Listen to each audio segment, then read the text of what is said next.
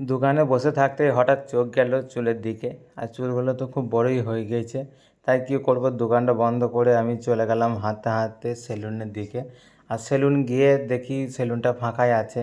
তা করতে করতে আমি বসে পড়লাম চুল কাটবো বলে। তা করতে করতে আমাকে তিরপল দিয়ে ঢাকা দিয়েছিল পুরো শরীরটা, আর হিবিজিবি করতে করতে কাটা হয়ে গেল আমার চুলটা। আমাকে তো পুরো সাউথে হিরো লাগছে। আর সেলুন থেকে বেরিয়ে চলে এলাম আমি হাঁটতে হাঁটতে বাড়িতে এসে তাড়াতাড়ি গোসলটা করে রেডি হয়ে গেলাম, কারণ আমাদের গ্রামে আজ একটা মায়াত হয়েছে আর আমি যাব জানাজার পড়তে। ঘর থেকে হাঁটতে হাঁটতে বেরিয়ে চলে এলাম আমি। এখন যাব আমি জানাজার ময়দানে। কবরস্থানে এসে আমি জানাজাটা শেষ করে চলে এলাম আমার বাড়িতে একটু ঘোরাঘুরি করে উঠে পড়লাম আমি ওপরে। জানলার দিকে সুন্দর একটা ভিউ দেখতে দেখতে আমার হঠাৎ মনে পড়ে গেল আমার বুটগুলোর কথা। আর বসে বসে আমি লাগাতেও লেগে গেলাম আমার বুটের ফিতেগুলো। আর তা করতে করতে লাগানো হয়ে গেল আমার বুটের ফিতেগুলো।